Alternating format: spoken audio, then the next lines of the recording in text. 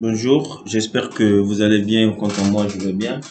Aujourd'hui on va faire un- le dimensionnement, le calcul et le dimensionnement d'une semelle isolée sous poteau sur le logiciel robot et voir certaines choses et essayer d'interpréter les résultats. Je sais que nombreux d'entre nous ici, par exemple, il y a beaucoup de gens qui savent utiliser robot, ok? À part de ceci, je vais essayer de faire la vidéo. S'il y aura un de plus pour tout un chacun, ça fait du bien. Ok, très bien. Let's go. Premièrement, nous utilisons le Bayel, ok, sur ce calcul et jeu techniquement, nous utilisons notre DTU 13.12, ok. Ça veut dire que vous êtes d'accord avec moi. Maintenant, pour cela, nous avons pris une semelle avec une charge bien localisée, ok. Donc ici, nous avons les types de semelles et ici, ce sont les formes. Donc nous allons prendre une forme de patin et glacis, ok. Donc on clique ici, je vais dire que le poteau de patin, c'était, désolé, et 0,3, il fait appliquer. Donc j'ai ma semelle qui est comme ça, ok. Ici, tout ça, je peux laisser par défaut parce que c'est venu comme ça. Donc le logiciel va calculer par rapport à la charge qui arrive au niveau de cette semelle, ok. Du coup, qu'est-ce qu'on y fait? On vient ici, on va dire les paramètres de l'étage, on va mettre la fissuration préjudicielle pour calculer une semelle. Je vais aller un peu vite de ce côté. Ici, nous avons C1 qui est en bas, ça fait les enrobages sur cette semelle, c'est 5, ok, et latéralement sur le poteau 3, ok, on y va. Les aciers longitudinaux, bon, on peut laisser les 10 et les 12, transversaux, on peut laisser les 10 et les 12. Juste une parenthèse, je suis dans robot 2024. Transversal, je peux laisser comme ça. Je viens ici. Ici, nous calculons sur ce modèle de ferraillage régulier. Ok, nous avons les espacements sur le premier lit et le deuxième lit.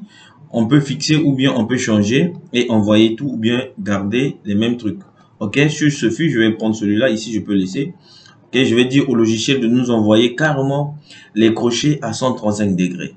Ok, donc ici, on a fini. On vient sur définir la profondeur du sol. Ici, la profondeur du sol, il y a beaucoup de paramètres ici que je ne vais pas tout expliquer parce que c'est beaucoup quand même. Ici, on nous demande de mettre hors gel les fondations. Ok. Déjà, premièrement, je vais laisser comme ça. Bon, je vais parler au même moment. En fait, on nous demande de mettre hors gel les formations. Or, mettre les fondations hors gel, c'est pas au hasard qu'on met les fondations hors gel. Souvent, il faut trouver le bon sol pour poser, c'est-à-dire le sol d'assise, pour pouvoir poser nos fondations dessus pour éviter tout mouvement du terrain. Ok, on est d'accord. Du coup, dans le logiciel, on nous propose ici, ok, on nous dit le niveau de fond de fouille. Donc, le niveau de fond de fouille, je veux dire, ça dépend aussi des climats. Je vais vous montrer dans le DTU. Désolé, pas ici, c'est mon WhatsApp. Dans DTU, ok, dans DTU, très bien, DTU des fondations, ok, très bien. On va voir comment est-ce qu'on peut mettre hors gel. Donc, je vais défiler, vous allez voir, vous pouvez télécharger, c'est en téléchargement libre, ici, c'est en téléchargement libre, voilà. Bon, par exemple, ici, des précautions concernant le gel. Le niveau de fondation doit être descendu à la profondeur suffisante pour mettre le sol d'assise à l'abri. Des conséquences du gel, sauf disposition spéciale prise à cet effet. Cette profondeur est fonction de la nature du sol et du climat. Donc, la nature du sol et du climat. Donc, les géotechniciens vont sur site, ils vont faire des forages pour déterminer quelle est la profondeur et quelle est la nature du sol. Et quel est le type de fondation qu'on va faire par rapport à la contrainte du sol qu'ils ont trouvé sur place. Même si le sol ne gèle pas profondément, on dit que la teneur en eau du sol sous-jacent peut être modifiée fortement par le gel. C'est-à-dire l'importance du sol s'améliorant en général avec la profondeur. C'est-à-dire il est indiqué de descendre au moins à 0,50 mètres en pays tempéré. Donc dans les zones tempérées, il faut aller 0,50. Mine, hein, ça je peux dire, il faut dire mine. Ok? Et d'aller parfois au-delà, vous voyez, de 1 mètre en montagne. Donc quand vous faites des fondations dans les zones montagneuses, il faut que vos fondations doivent avoir la profondeur supérieure, comme on a dit au-delà, de 1 mètre, compte tenu de l'altitude et de la nature du sol. C'était juste une parenthèse sur ça. Donc, pour mettre hors gel, il faut lire, si vous n'avez pas les études, il faut lire et connaître la nature du terrain et puis pouvoir mettre des fondations hors gel. Première parenthèse. Donc, du coup, nous, on va dire que nous sommes peut-être dans une zone montagneuse. On va prendre la profondeur de fond de fouille supérieure à 1 mètre. Donc, on va prendre moins 1,50 m par exemple. Voilà. OK, je vais appliquer. OK. Maintenant, ici, vous voyez par défaut, c'est venu H1. H1 ici, c'est la hauteur utile, la hauteur importante de cette semelle-là, c'est 0,6. Donc, ça veut dire que ici, ça sera moins 0,90.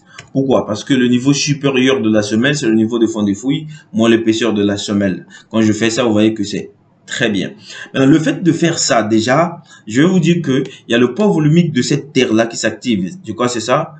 L'argile élément qui est utilisé, ce poids volumique actif, et du coup, qu'est-ce que le logiciel y fait? Il envoie d'autres charges de terre au niveau de la semelle. Donc, il y a d'autres charges permanentes qui s'ajoutent au niveau de cette semelle. Donc, par exemple, si vous avez dimensionné cette semelle avant de pouvoir mettre ça en profondeur, vous pouvez, par exemple, je vais me mettre comme ça. Par exemple, avant, c'était moins 0,5 et ici, c'était 0. OK? Et je vous fais appliquer. OK? Très bien. Je vais faire comme ça, je vais laisser. Maintenant, je vais venir sur les paramètres géotechniques. Ce sont les paramètres qui sont vraiment importants. Ici, nous devons vérifier le sol en glissement et renversement. Je viens sur la contrainte. OK? La contrainte, les méthodes de calcul en laboratoire, c'est quand vous êtes ici et que vous utilisez directement les différents types de sols qui sont ici par rapport aux différents types de coupes que vous avez rencontrés. Maintenant, si et seulement si vous ne faites pas les études géotechniques, ce sera difficile pour vous de connaître en fait les différents types de sols qui sont là-bas. OK? Une petite parenthèse, les hauteurs de talus ici. Ici, on a la possibilité, par exemple, en vert, c'est la présence de terre. Et cette partie, donc on a la possibilité de mettre, par exemple, s'il y a une portion de cette semelle qui reçoit en fait le talus, donc du coup, on peut prendre. Mais si c'est l'ensemble, on peut laisser à 0,0 comme c'était. Donc si c'est une partie qui est cochée et une autre partie qui n'est pas cochée, par exemple ici c'est carrément le milieu, ici c'est carrément le milieu mais dans le sens horizontal et ainsi de suite. Donc vous pouvez gérer ça aussi. OK?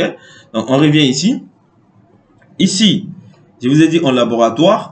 Maintenant, si on fait les pressiométriques de contraintes et que le laboratoire nous fournit une contrainte du sol, ici sur robot, nous avons 3 types. Nous avons admissible, LS et élu. Maintenant, la contrainte admissible ici, ce n'est autre que la contrainte de rupture. Quand vous regardez par exemple dans des anciennes versions de robot, vous allez voir que c'est écrit rupture, LS et élu. Donc dans robot a pris l'initiative de mettre en fait les 3 contraintes ici qui vont nous permettre en fait de calculer notre semelle. OK?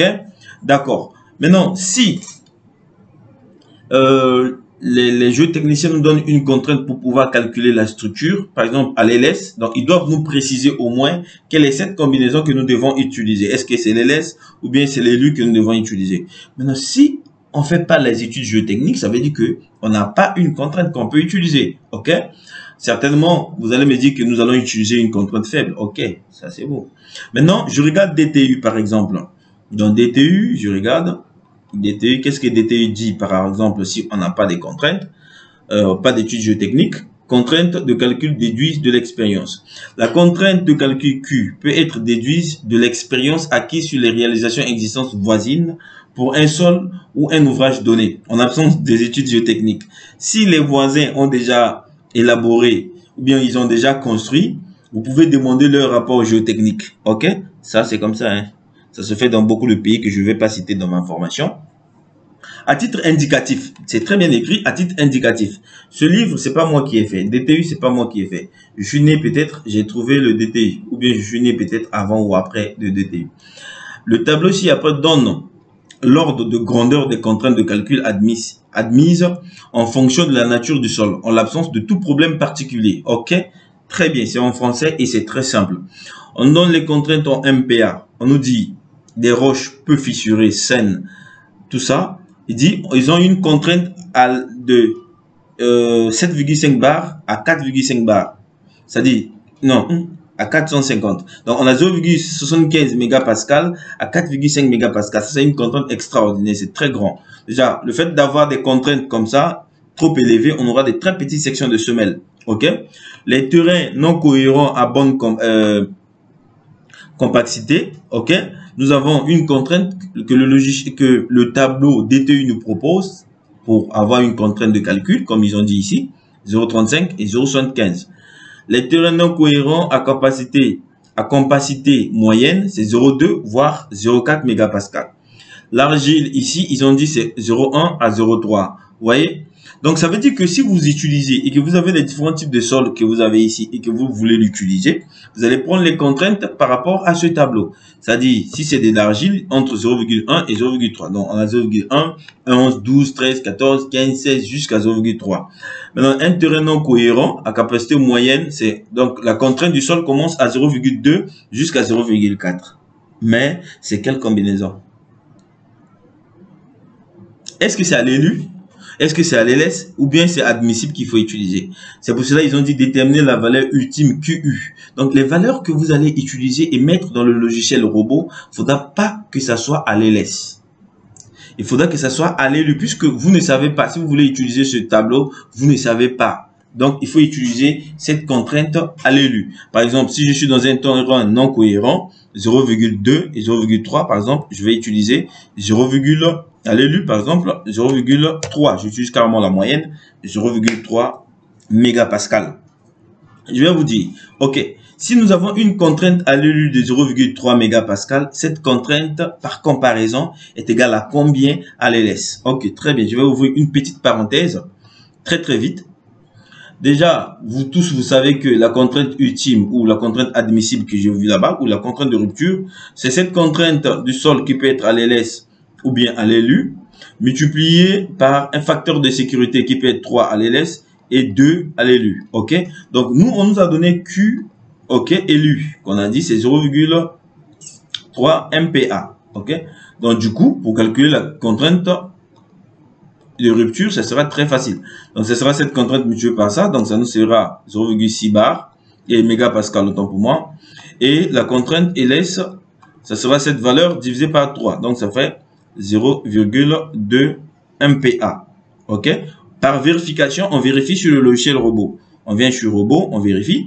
0,3 à l'LS, par calcul manuel tout à l'heure, on a dit que c'est 0,2 à 0,3 élu, par calcul manuel, par comparaison, on a dit que c'est égal à 0,2 MPa et 0,6 de rupture. Donc, on vient ici, on compare, on vérifie d'abord LS, tac, on donne 0,2, donc c'est identique à ce que nous avons là-bas, et 0,6, c'est identique à ce que nous avons là-bas. Ça veut dire que la formule, elle est juste. Donc, on fait OK, très bien. Donc, nous travaillons avec une contrainte un peu faible, par exemple, une contrainte de 0,2, OK, et 0,3. Donc, une contrainte de 2 bars à l'LS, OK. Je calcule ma semelle. Très bien. Le logiciel me donne une semelle de 170 carrés. Et puis, vous voyez que je vais positionner ça ici. Maintenant, je vais mettre carrément la présence de ma semelle sous le sol. Moins 1,50 m. La hauteur 0,45. Je vais mettre, ça me fait moins 0,95. Je fais ça comme ça. Non, moins 1,05. Moins 1,05. Je crois que c'est ça. OK, très bien. Je vais fermer et je vais calculer la semelle. Vous voyez? Tout à l'heure, on était à 1,70 m. Là, la semelle a changé de section. La semelle est passée à 1,80 m. Pourquoi? Parce que il y a la présence du sol. C'est-à-dire, le poids volumique du sol, c'est-à-dire, le fait qu'il y a le remblai maintenant sur cette semelle, il y a une autre charge qui s'ajoute. Donc, le logiciel doit optimiser cette charge-là. Donc, du coup, nous sommes à une hauteur. Je vais mettre une hauteur de 0,50. OK, que je vais fixer. Donc, ici, je vais dire 1 m. OK, je fais OK.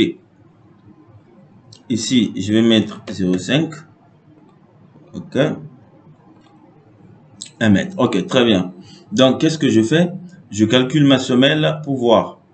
Très bien. Déjà, pourquoi j'ai mis 0,50 sur une semelle de 180? Regardez. Par la méthode de Biel, on dit que la hauteur de la semelle est supérieure ou égale à max. Vous voyez que entre grand A moins petit a sur 4, ok, et grand B moins petit b sur 4. Très bien. Donc, du coup, ici, on a 1,80 m, ok, 180, moins 15 sur 4. Du coup, déjà, c'est ça qui va donner le max. Donc, nous venons carrément sur ici. Donc, nous aurons 180 moins 15 égale divisé par 4. Ça nous donne 41,25 plus 5 cm. Ça nous donne 46. Et puis, puisqu'on utilise le multiple de 5, je vais utiliser 50. Ok, très bien. Donc, pour ce point. Maintenant, nous avons calculé la semelle. Ok, cette semelle qui est devenue à 180 et la hauteur, c'est 50. Maintenant, est-ce que cette hauteur, est-ce que cette semelle est optimisée? C'est-à-dire, il faut calculer, il faudra, quand tu calcules la semelle, il faudra aussi voir sur le côté économie. Je ne vais pas seulement voir d'autres facteurs et puis voir aussi le côté économie pour essayer un peu de sauver les poches du maître d'ouvrage, tout en restant dans la sécurité. Très bien. Je vais venir ici, tu optimiser. Vous voyez que pas d'optimisation. Donc, j'ai pas optimisé le logiciel. J'ai pas optimisé ici. Donc, je vais dire au logiciel de optimiser carrément cette section, c'est-à-dire de partir un peu à la baisse de la section, tout en restant dans la sécurité. Ici, je fais appliquer, je calcule. Vous regardez, je calcule comme ça, je fais optimiser, je calcule. Qu'est-ce que la semelle nous donne? 1,75 par rapport à la valeur qu'on avait 1,80. Je vais optimiser avec 0,05, c'est-à-dire 5 cm. Ok, on est d'accord. C'était ici 5%. Donc, je calcule. Cette fois-ci, ici, c'était 5%. C'est pour ça qu'il a donné ici. Ou bien 0,075. C'est que ça joue carrément, voilà, la même chose. Donc, la semelle est à 1,75. Et ici, cette semelle passe. Vous regardez, ça passe. Donc, on a optimisé. On a gagné 5 cm de moins. Donc là, ça permet de gagner un peu sur le béton et permet à la poche de maître ou bien à l'entreprise exécutante de pouvoir gagner un peu. Ou bien celui qui calcule ou qui calcule de pouvoir gagner. Donc du coup, voilà, on a très bien optimisé cette semelle. Maintenant, qu'est-ce qui se passe? Semelle résultat. Ok, très bien. Nous avons utilisé une contrainte à l'élu. Ok, une contrainte à l'élu de 0,3. Ça est là. Où est ça? C'est 0,3. Très bien. Maintenant, si nous venons sur semelle, les contraintes, vous voyez que ici, quand nous cliquons sur les résultats, nous avons les contraintes de calcul qui viennent un peu sur les angles de ma semelle. Désolé. Ok. Ici, nous avons des contraintes ici qui sont à 0,289, 0,286, ici 0,298, 0,3. Donc ici, c'est carrément identique à la contrainte que nous avons utilisée. Ok. Vous voyez que les contraintes qui sont ici ne dépassent pas la contrainte admissible. Si les contraintes calculées dépassaient la contrainte admissible, qu'est-ce qu'on allait faire? Automatiquement, cette semaine n'allait pas passer. Ok? Le logiciel n'allait dire que cette semaine n'allait pas passer. Maintenant, ici, quand nous regardons dans les combinaisons de dimensionnement, nous avons deux combinaisons, élu et laisse. Mais nous avons quatre ici. Nous avons élu. Élu, les deux premiers élus ici nous permettent en fait de calculer par rapport aux paramètres géotechniques. C'est pour cela que vous voyez les contraintes ici, vous voyez les contraintes ici, les stabilités, les charges limites. Quand je clique ici, vous voyez que c'est toujours par rapport à la contrainte ici. Donc, nous avons une contrainte à l'LS qu'on a vérifié par comparaison, était 0,2. Vous voyez que c'est un peu là. On est un peu toujours sur cette même fourchette ici. Or, les deux autres combinaisons ici nous ont permis de calculer, de vérifier le poinçonnement. Déjà, pour le poinçonnement ici, il n'y a pas de problème parce que la valeur trouvée est supérieure à 1 et de calculer le ferraillage. Donc, les deux combinaisons de la fin nous ont permis de vérifier le poinçonnement. Du coup, ici, vous voyez ce poinçonnement. Vous savez tous comment calculer le poinçonnement sur une semelle. C'est très facile. Il faut vérifier que l'effort normal qui arrive au niveau de ce poteau soit inférieur ou égal à 0,045, ok, fois le périmètre de cette semelle, fois FC28, multiplié par la hauteur de cette semelle et sur gamma B. En fait, si vous vérifiez ça et que si cette équation vérifie, il n'y a pas de poinçonnement. On est d'accord? Ok, très bien. Donc ici, je reviens sur ma semelle ici, ok. Je vous ai dit que les deux premières combinaisons nous ont permis de vérifier les paramètres géotechniques et les deux dernières combinaisons nous ont permis de calculer et de vérifier le poinçonnement et le ferraillage. Donc, je vous ai montré comment optimiser votre semelle quand vous allez calculer votre semelle. Il faut l'optimiser pour pouvoir que ça soit beaucoup plus économique tout en restant dans la sécurité. OK? Nous avons mis 5 cm comme pas ici. Voilà, c'est très facile. Voilà, merci beaucoup. Et puis, si vous avez besoin de détails, vous pouvez télécharger.